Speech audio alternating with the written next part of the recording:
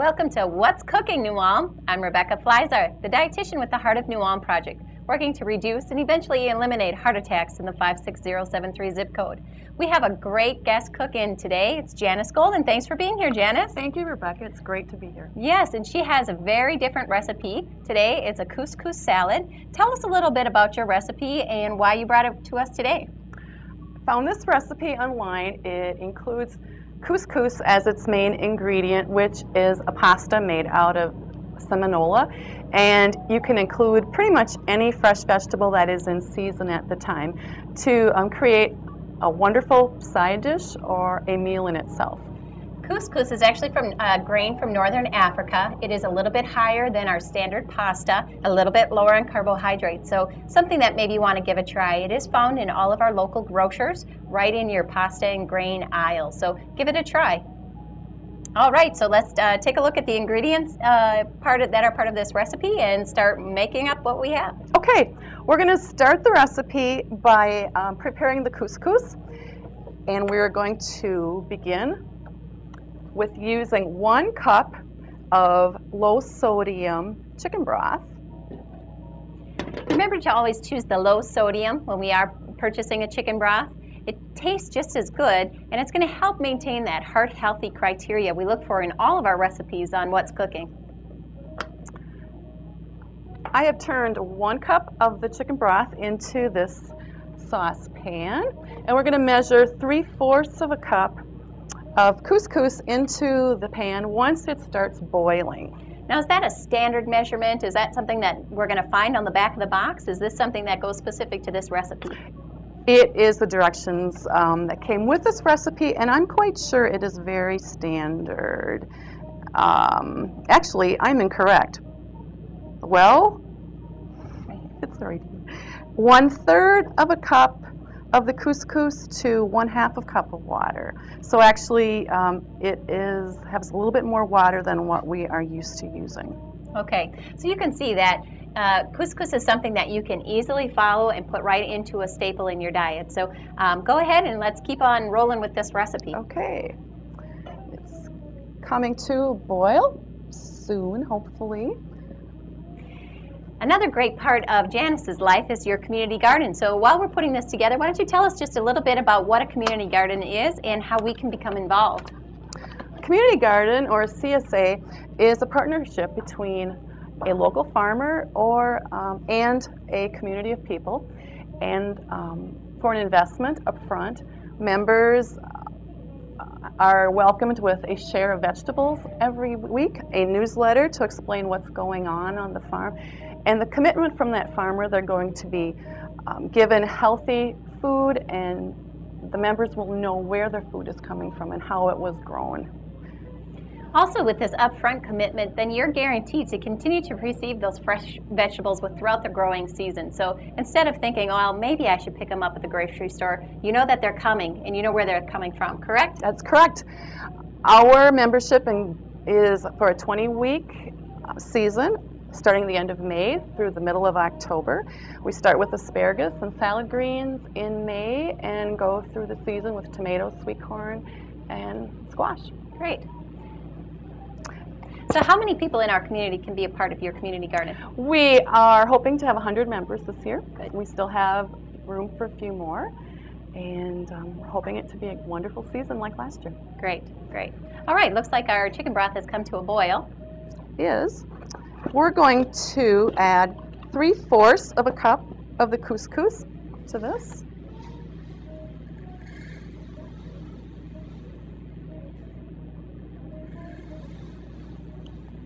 I'm using a 1/4 cup measurement. So if I'm doing my math correctly, it means I'll be using 3 of these. I'm going to turn the heat off. Mix it in real well with this wooden spoon. I love wooden spoons. They're my favorite.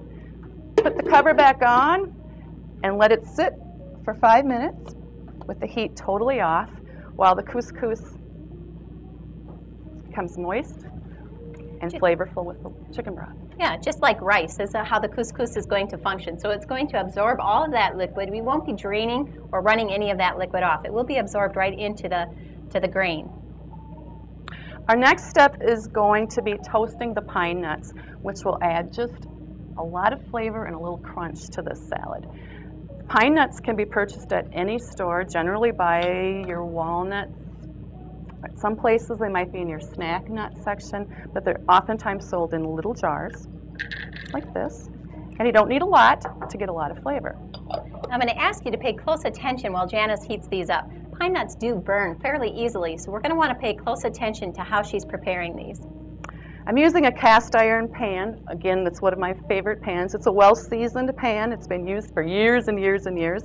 And so I'm always careful not to wash it in my sink, letting it soak. You just want to scrape off any residue that may be there from a previous cooking of nuts. You also want to keep it separate from any other meat that you wouldn't want to use it with products that could contaminate it in a future recipe. So we've got it to, it's getting warm. And we're not going to take our eyes off of this. It's just going to be a constant stirring of it to have it just slightly browned. Remember, we're relying on these pine nuts to add a good source of protein. They have our good fats, the monounsaturated, that we're looking for to bring up our good cholesterol. They're also very low in saturated fat, which is going to help our cholesterol level as well. This is a great complement to this meal and does add a base of protein to an otherwise carbohydrate-based meal. Rebecca, have you ever seen notes how you can toast a pine nut in the oven or in the microwave? I haven't. Pine nuts are very sensitive, and if they burn, you're going to know. So do you have any good tips for us, Janice? Well, I've heard you can try both. I tend to let them stay in the microwave too long when I'm trying it, but I believe it's a 30-second procedure. I've read that you just put them on a paper plate and place a napkin over it, but it's one of those spendier products too, and you just hate to burn them. That's right. So how long are we looking in? What is it that you're watching for on these? I'm watching them to just have that toasted, that light tan color, and 5 minutes is often the time that they need to be stirred in a pan to get that beautiful light brown color. And I fear of turning the burner up, which is always what one wants to do, but that's when danger occurs. That's right. A patient cook is a successful one, right? Correct. Yeah. So Janice, will you be introducing any new fruit, vegetables in your garden this year, or do you have a standard crop that you usually like to make? We have most of the normal quote-unquote vegetables that people are used to, and a few of the not so normal. Last year we introduced kale, and that was a learning experience for a lot of people. Some really enjoyed it, others weren't quite so sure of that. I would love it if my members would enjoy eggplant a little more, but that's, again, something that many with German heritage aren't quite used to. That's right. But as we continue to introduce new recipes, that's really the ticket, is knowing how to prepare it and what to prepare it in. So eggplant is a very nutritious plant and something that can really add a lot of flavor. We just have to know how to use it. So something like this recipe, again, we're being introduced to dried cranberries. We're using couscous, the pine nuts, and you're going to find that this is a great recipe with many foods that most of us maybe have never tried before. So what a great opportunity today. I'm going to cheat a little bit, and I'm just going to turn it up a hair because I'm getting a little impatient with the frying pan. All right, Janice, let's see where we're at. We are coming to the point where I think we want to use those pine nuts, because when they get to that point of nice brownness, all of a sudden they will burn very quickly on a person. And we never want to leave them sitting in that pan, because the cast iron pan continues to heat the pine nuts, so we want to get them out of there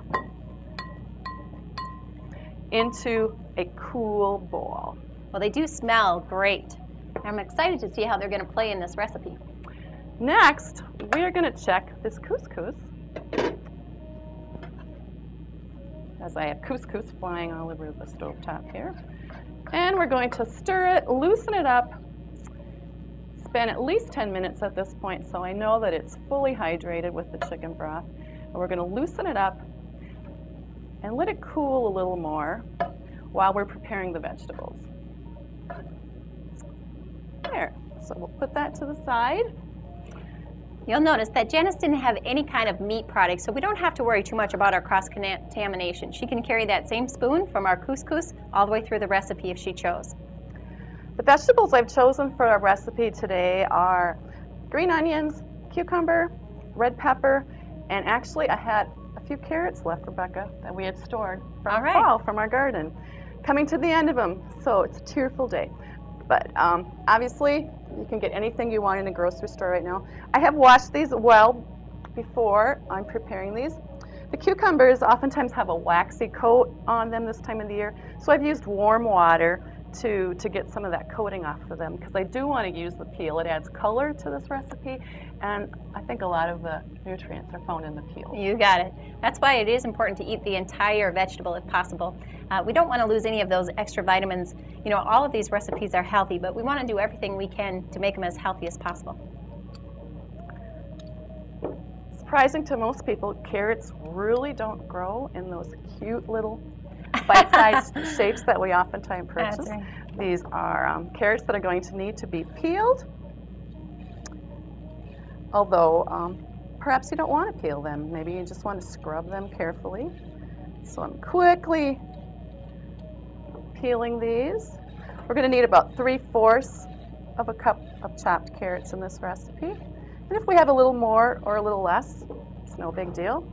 So with a recipe like this, we really could add in a pretty big variety of vegetables if we chose to, right? We could, because I'm thinking that if I have radishes and asparagus available in May and June, it'd be wonderful to add those crunchy vegetables.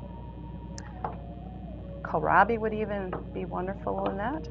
So I'm going to carefully slice these lengthwise.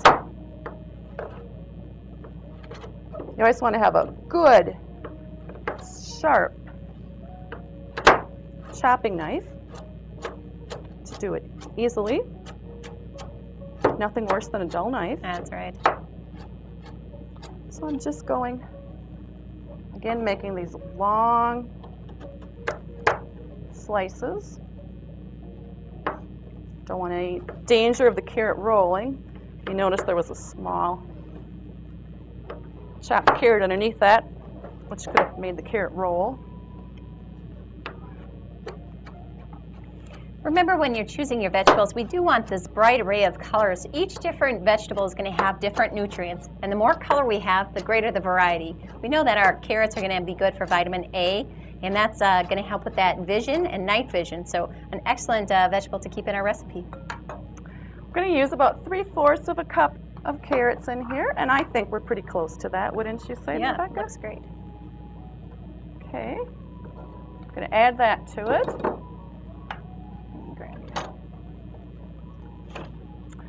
We're going to use about a third to a half of this cucumber. I'm just going to peel part of it for those people in the household that maybe don't want to eat the cucumber peels. Again, that cucumber is really going to add a lot of crunch and a lot of flavor. Again, I'm going to make those long slices.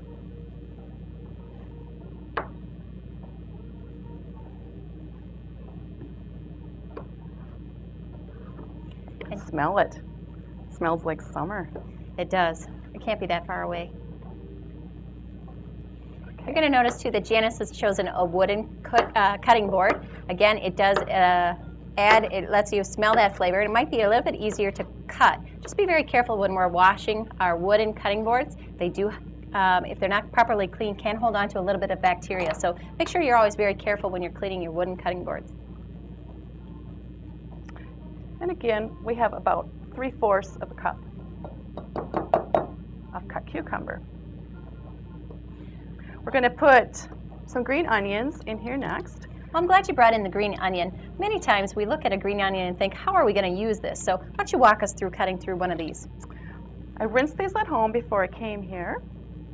And I'm going to cut off the roots on the bottom of each one.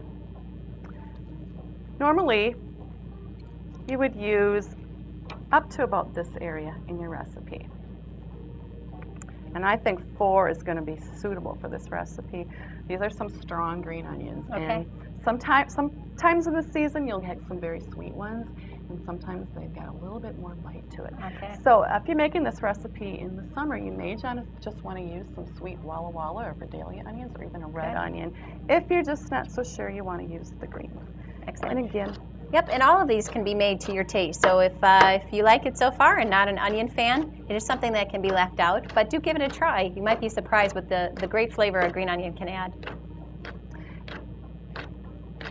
And I've noticed with the couscous in here, the onion, even though this is a strong bunch of onions, it does not by any means overtake the salad. Good. So I've sliced them crossed previously, and now I'm just making a few other cup slices so the pieces aren't quite as large. So you can see how quickly this recipe is going to get us to those 7 to 9 servings of fruits and vegetables in the Mediterranean diet that we're looking for. So this is going great so far. So That's a beautiful, nice red pepper. Yes, it is. When you're choosing a red pepper, you want to make sure it's firm, and there are beautiful peppers available this week. So I'm going to use about half of this pepper, and so I'm really just going to cut off this side of it and save this portion in a Ziploc bag in my refrigerator for another treat. I'm going to slice off some of this white part, and be careful when you're using a large chopping knife with a pepper where it's rounded like this. The peppers kind of give a little bit, and it can be a little dangerous. So I'm actually going to use the paring knife to slice it and then chop it in smaller bite-sized pieces. As you've seen in previous recipes, that the red pepper does have its own distinct flavor, and yet it does fit well with the other vegetables. It's not going to be an overpowering taste, and it's really going to enhance actually the flavors of the other vegetables. So again, if you haven't used red pepper in your recipes in the past, give it a try. They're so sweet. In the summertime when we're picking them fresh, it's just like eating an apple. They're Great. It's just wonderful. So can people come down and visit your garden? Do you do all the work for them, or what can they expect? We do all the work for them, yes. We have about 25 acres of vegetables, so we're on the road a lot doing farmers markets in the area, but we do have members of our CSA that choose to come out to the farm to pick up their shares rather than pick it up at a market. And comments I've heard is that they just love, coming down and seeing people working in the field, because it's not something they see on a regular basis. Yes, that's very close to your food then, when you know exactly which row it even came out of, huh? Mm-hmm, that's right. That's right. So I've got about 3/4 of a cup of red peppers also now. So at this point,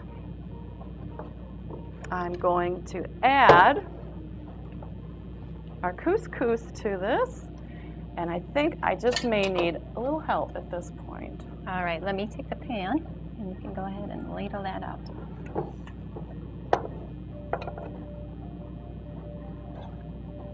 You can see how that couscous is really light and fluffy.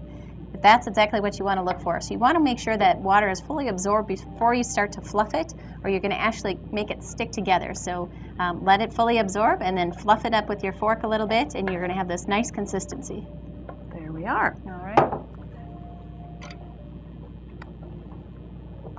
So we're going to make our dressing at this point. I've chosen a jar so we can mix it in there very easily. I'm going to move my veggies to the side here. And this particular dressing calls for 3 tablespoons of balsamic vinegar. Balsamic vinegar is actually high in phytochemicals, and it's going to help actually protect the immune system. So it's a great choice to put into a recipe. I made some soup this past week, and it just didn't have enough zip to it. And I didn't want to add more salt to it, and I put a splash of balsamic vinegar on it. It was wonderful. Perfect. It was great. Also going to use 1 tablespoon of olive oil. And I'm going to put that into the tablespoon first, simply because in the case that the mustard would stick to the tablespoon, the olive oil is going to Let let it it slide right off. Hopefully, in a perfect world. Squish, come on. Is it going to work? Of course. Perfect. This is a perfect world. Yes. And I'm going to add just a sprinkling of pepper to it. And that, of course, you can just do on your own likings. Then we're going to shake that up. Want to make sure your cover is on very tight. It's not a bad idea to go over the sink, too, just in case. Ready to go. Yeah, that thickened up nicely. Did. We're going to add our dried crannies, or cranberries, or craisins, however you're used to calling them. Similar recipes I've seen have called for dried cherries. Okay. So whatever you have in your pantry, or whatever your family likes. Great. Cranberries are a high source of vitamin C and also contain fiber, so are a good part of the regular diet. Just remember that a dried fruit portion size is going to be smaller than that of a regular fruit. We do have a fair amount of calories when we eat dried fruit, so regulate your portion size and make them a regular staple in your diet. Oh, it looks great. Yes, and I'm just gently stirring it so there's pine nuts all throughout the recipe. The colors are great. They are. They're just that definitely gorgeous. looks like spring. And it's mixed fairly well. And we're going to pour the dressing over it. Give it a stir. And it would be ready to eat right at this very moment. And it's also very good even served as leftovers the next day. Great.